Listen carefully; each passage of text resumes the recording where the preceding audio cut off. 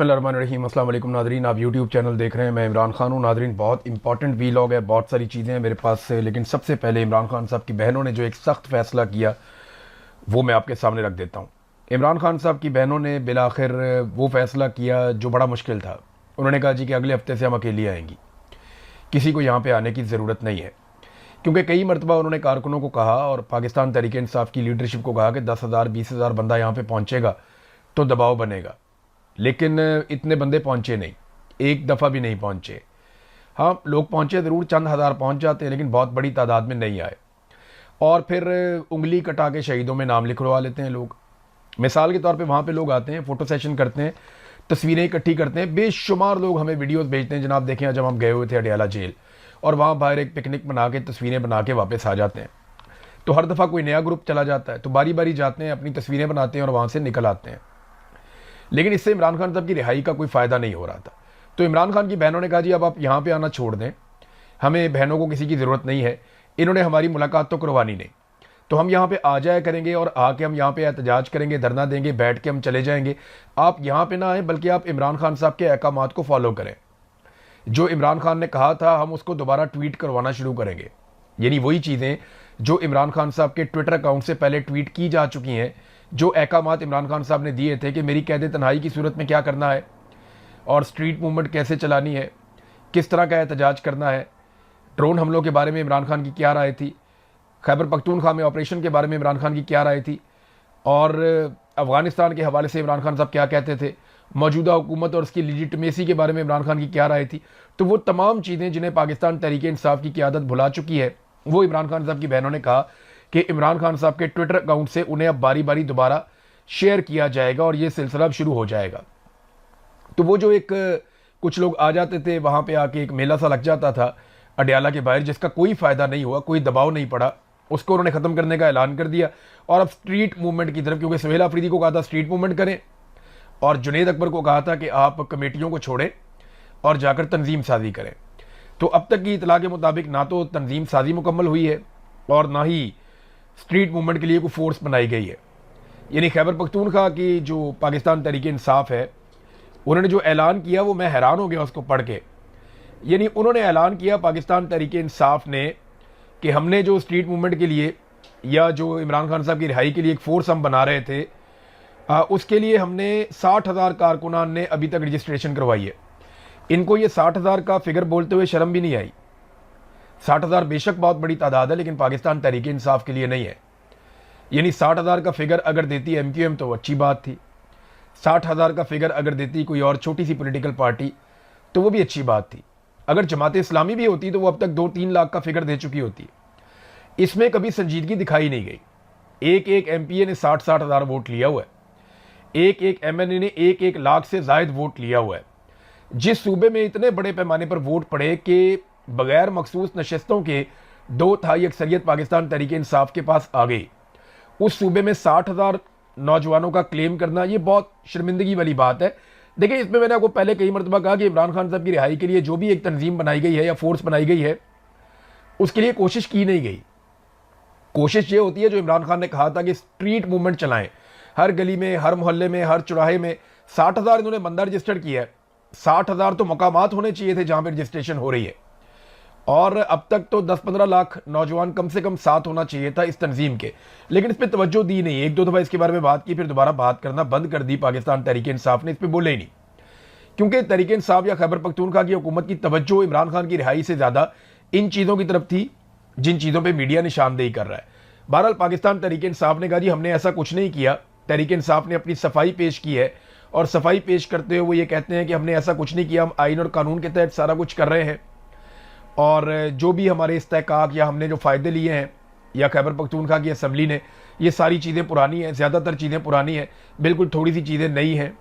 और साथ उन्होंने ये भी कहा कि 99% चीज़ें पुरानी हैं, हमने तो सिर्फ कुछ चीज़ों को तब्दील किया है। ब्लू पासपोर्ट के हवाले से भी तासुर गलत है कि कोई नई सहूलत फराम की गई है, ये बाकी सूबों को ये सहूलत हासिल है, तो हम चाहते हैं कि उसको सेनेटर्स और कौमी असम्बली के अरकान की तरह कर दिया जाए।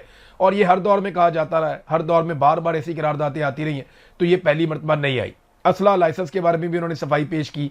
रेस्ट हाउसेज में क़याम के मुतालिक उन्होंने कहा जी ये तो पहले से इजाज़त है, और बाकी चीज़ों में भी पहले से इजाज़त मौजूद है। तो हमने कुछ भी नया नहीं किया। खैबर पख्तूनख्वा असेंबली शफाफियत, आईनी बालादस्ती और अवामी मफाद के उसूलों के तहत अपनी आईनी जिम्मेदारियां अदा करती रहेगी। लेकिन नहीं, जो मौक़िफ़ दिया ना 3 सहाफ़ियों ने, मुझे उसमें बड़ी जान नजर आई। अहमद वड़ाइस साहब, उन्होंने इसको बहुत अच्छा रिपोर्ट किया। मोहम्मद फ़हीम साहब, बड़ा शानदार रिपोर्ट किया। और किस्मत खान ने बहुत अच्छे सवाल उठाए। देखिए, पहला सवाल तो ये बनता है, जो ये बार बार कहते हैं कि जनाब हमने कोई भी तब्दीली नहीं लाए, तो 5 तब्दीलियां तो मैं आपको पिछले वीलॉग में बता चुका हूं और ये बाकायदा अब मीडिया की जीनत बनी है। नंबर 1, वो कहते हैं जी कि जो बीवियां हैं अरकान असम्बली के, उन्हें जो है वो ताहयात असम्बली कार्ड मिलेगा, जैसे ID कार्ड होता है, और उसकी बड़ी इज्जत की जाएगी। नंबर 2, उन्होंने कहा जी एयरपोर्ट पर VIP लॉन्च इनको मिलेंगे, वफाकी कानून के तहत ऑफिशियल पासपोर्ट इनको दिए जाएं, ताहयात दिए जाएं। ताहयात, जो जब से आसिम मुनीर साहब को ताहयात इस्तिस्ना मिला है ना, या ताहयात फील्ड मार्शल वो बने हैं, तब से ताहयात का लफ्ज़ बड़ा पसंद आ गया सबको। सरकारी अफसरान की तरह इनको क्लब की मेंबरशिप भी चाहिए और ज़ाती गाड़ियों के शीशे काले करने हैं। साथ ही साथ ये जो 4 लाइसेंस इनको असले के मिलते थे, उनको 8 लाइसेंस करार दिया गया। उसमें खैबर पख्तूनख्वा की हुकूमत कहती है जनाब वो हमारी मजबूरी थी, क्योंकि सिक्योरिटी के मामला बड़े संजीदा हैं। लेकिन जो अहम सवाल आते हैं ना, वो फिर अपनी जगह पर मौजूद हैं। देखिए, अगर ये शफाफियत थी और ये कवानीन बड़े शफाफ तरीके से लाए गए थे, तो चंद सवालात जो हैं वो जन्म पा चुके हैं। नंबर 1, अगर ये कानून 30 अप्रैल 2026 को असेंबली ने मंजूर किया था, तो 6 मई 2026 को उसे गवर्नर ने मंजूरी दे दी और 7 मई को उसे सरकारी गजट में शाया कर दिया गया था। तो उसे सूबाई असेंबली की ऑफिशियल वेबसाइट पर मंजूर शुदा कवानीन की फहरिस्त में क्यों शाया नहीं किया गया? इसको छुपाया क्यों गया? अगर तो ये कानून पास करवाना था, तो ये कानून शाया क्यों नहीं किया गया? इसे मंजूर शुदा कवानीन की फहरिस्त में क्यों नहीं डाला गया? और इस कानून का सरकारी और मुस्तनद मुसवदा अवाम की तस्दीक के लिए बाकी कवानीन में क्यों मौजूद नहीं था? यानी अगर आप एक कानून पास कर रहे हैं और छुपा के पास कर रहे हैं, तो उससे शको शुबा पैदा हो जाता है ना। जैसे पंजाब हुकूमत ने क्या किया, उन्होंने जहाज खरीदा, लेकिन उन्होंने इतने गंदे तरीके से हैंडल किया कि वो उनकी छेड़ बन गया जहाज। अब वो परेशान है। यानी वो कहते थे कभी हम जनाब इस वजह से खरीद रहे हैं, कभी कहते हैं इस वजह से खरीद रहे हैं। वो बहानेबाजियां कर करके उन्होंने जहाज को अपनी छेड़ बना लिया। वैसे खरीदना तो नहीं चाहिए था। इसी तरह इन्होंने जितना छुपाया इस कानून साजी को, उससे ये सूरत पैदा हो गई है। फिर एक और जो चीज उठी वो ये है कि कोई भी रुकन असेंबली होगा जिसको लगेगा उसका इस्तेहकाक मजरू हो गया है, तो उस पर कार्रवाई के लिए एक जुडिशल कमेटी कायम की जाएगी असेंबली के अंदर। यह कमेटी असेंबली के इस्तेहकाक से मुतालिक जराइम पर फैसला करने और सजाएं सुनाने का इख्तियार रखती होगी। ये किया जाएगा। कानून के मुताबिक पहले कमेटी जायजा लेगी कि आया किसी शख्स ने असेंबली, इसकी कमेटी या इसके किसी रुकन का इस्तेहकाक की खिलाफ वर्जी की है या नहीं।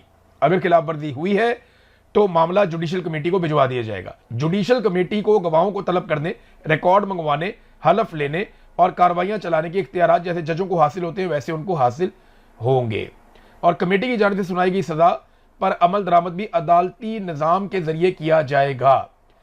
कानून के मुताबिक जो शख्स जुडिशल कमेटी के फैसले से मुतासिर हो, वो अपील स्पीकर असेंबली के पास दायर कर सकेगा और स्पीकर का फैसला हतमी होगा। यानी किसी भी जगह या किसी अदालत में इसके खिलाफ अपील नहीं की जा सकेगी। अब ये क्या है? ये खैबर पख्तूनख्वा में हो रहा है नाजरीन, कहीं और नहीं हो रहा। और इमरान खान की रिहाई के लिए इन्होंने अभी तक सिर्फ 60,000 कारकुनान इकट्ठे किए। देखिए, मैं आपको बताता हूं, कोई तवज्जो नहीं है इमरान खान की रिहाई पे। मैं आपको सच बता रहा हूं, ये सिर्फ इक्तदार के भूखे लोग हैं और इक्तदार में आकर बैठ गए। अगर इमरान खान की रिहाई पे तवज्जो होती ना, तो इन्होंने आते ही जो सबसे पहला वादा किया था वो क्या किया था, याद है आपको? इन्होंने कहा था कि हम वो जो कानून पाकिस्तान की फौज को ये इख्तियार देता है कि वो हमसे पूछे बगैर खैबर पख्तूनख्वा पे ऑपरेशन करे, वो कानून हम आते ही खत्म कर देंगे और उसके लिए हम कोशिश करेंगे। लेकिन 1% की कोशिश नहीं की गई।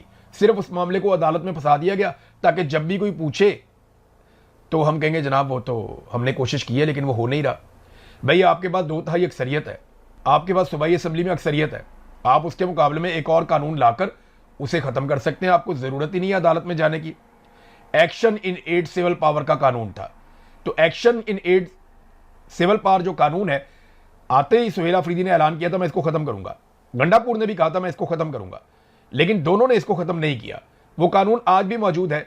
उसी कानून के तहत खैबर पख्तूनख्वा के 3 से 4 डिफरेंट एरियाज में, मैंने आपको पिछले वीलॉग में बताया भी, वहां पे मिलिट्री ऑपरेशंस अभी भी जारी है, जबकि इमरान खान साहब का मौक़िफ़ कुछ और था। तो ये हुकूमत खुद ऑपरेशंस करवा रही है, जबकि इमरान खान साहब ऑपरेशंस के खिलाफ थे।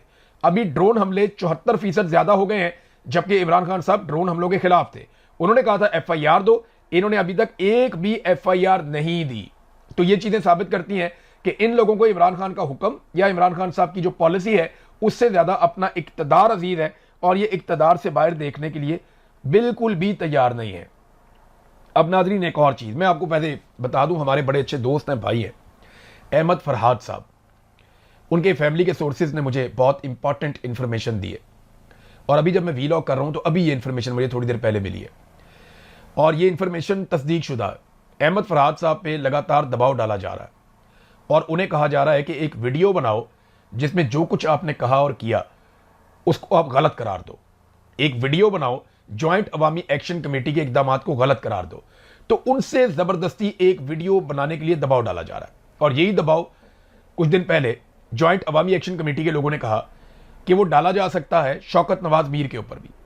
लाजमी बात है उन पर दबाव डाला गया होगा। मुझ पे भी 4-5 महीने एक ही दबाव था कि वीडियो बनाओ, वीडियो बनाओ, वीडियो बनाओ, वीडियोस चाहिए हमें, कैमरे लेके आ जाते नहीं, वीडियो बनाओ, वीडियो बनाओ, इसको गाली दो, उसको बुरा कहो, ये कहो जनाब ये मैंने किया, वो उसने किया, ये सारा कुछ गलत है, यानी यहां पे बैठ के वीडियो बना के अपने मौक़िफ़ को गलत साबित करो। तो अहमद फरहाद को कहा जा रहा है कि तुम एक वीडियो बनाओ, उन पर दबाव डाला जा रहा है। अल्लाह ताला उन्हें इस्तकामत अता फरमाए।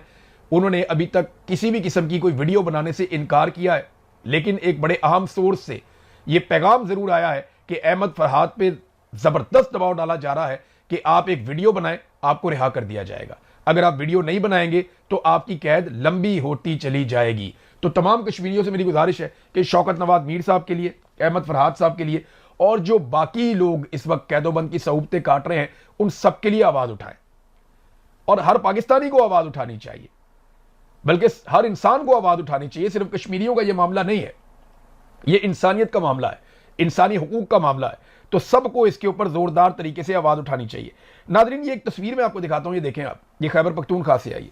ये एक पिकअप है छोटी सी, और ये लेकर जा रही है ताबूत।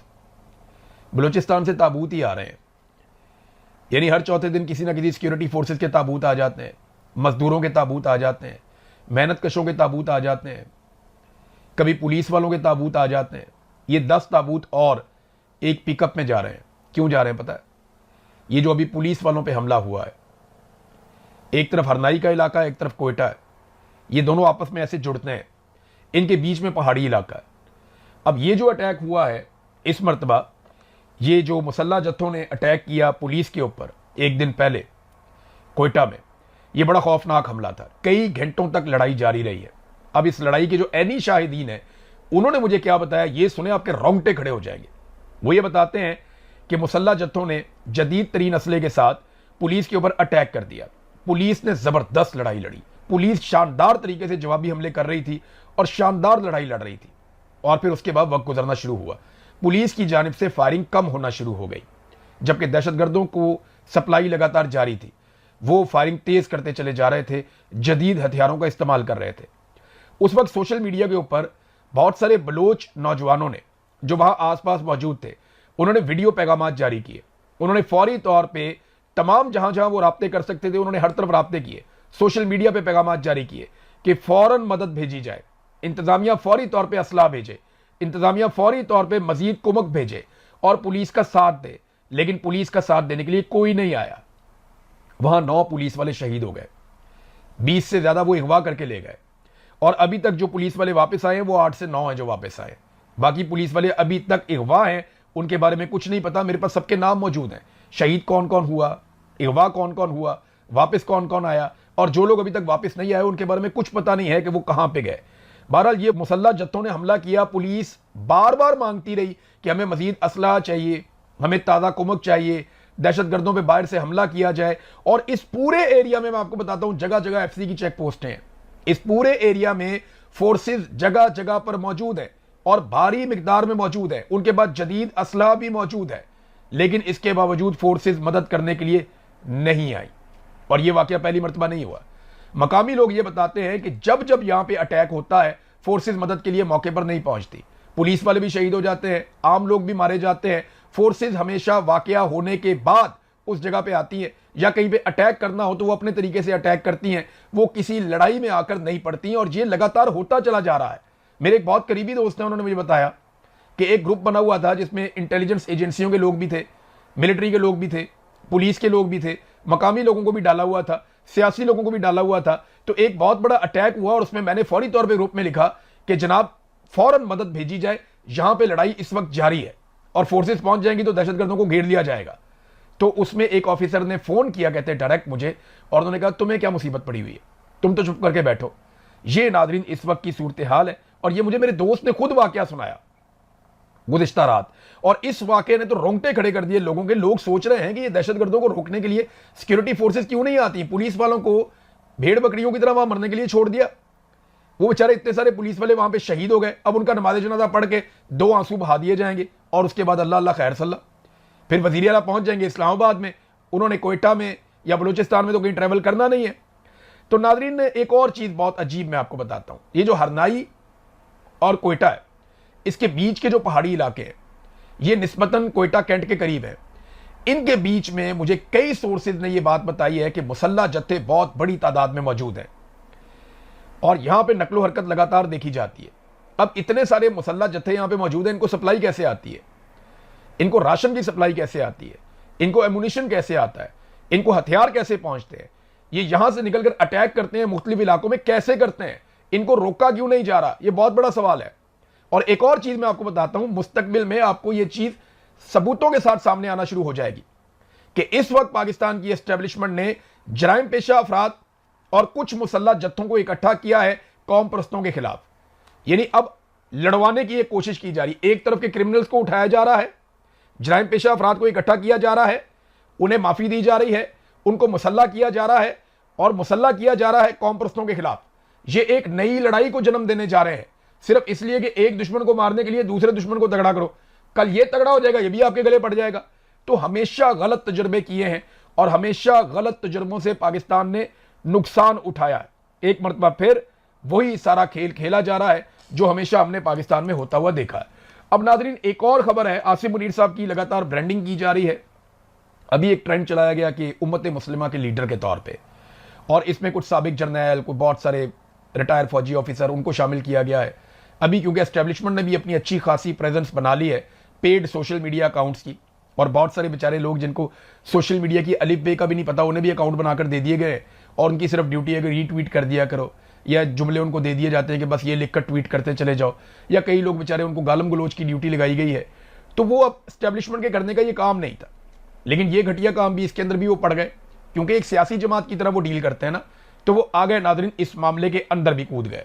और अब जनाब ट्रेंड चलाया जा रहा है, आसिम मुनीर साहब की ब्रांडिंग की जा रही है उम्मत मुस्लिमा के लीडर के तौर पे। हालांकि वो कौन है, एक सरकारी मुलाजिम, वो एक दिन रिटायर हो जाएंगे और फिर पाकिस्तानियों को उम्मत मुस्लिमा का एक नया लीडर मिल जाएगा। ताहिर अशरफी साहब जो है ना, इन जैसे लोगों को आसिम मुनीर साहब की रिटायरमेंट के बाद आलम इस्लाम का एक नया रहबर मिल जाएगा। और ये हमेशा होता रहा है, पहले जनरल बाजुआ के जूते पॉलिश करते थे, अब आसिम मुनीर के जूते पॉलिश करते हैं, और इनके बाद जो आएगा उसके जूते पॉलिश करेंगे। ये चलता चला आ रहा है। देखें लीडर कौन होता है, राहबर कौन होता है, जिसने सस्टेन करना होता है। मुलाजिम कभी भी लीडर नहीं होता, वो तो मुलाजिम होता है बेचारा, नौकरी पेशा, उसको तो तनख्वाह मिलती है हर महीने काम करने के लिए, वो अपने बच्चों को खाना खिलाता है तनख्वाह लेने के बाद, वो अपनी फैमिली के अखराजात पूरे करता है, बच्चों को तालीम दिलवाता है, वो अपना घर बनाता है, वो अपनी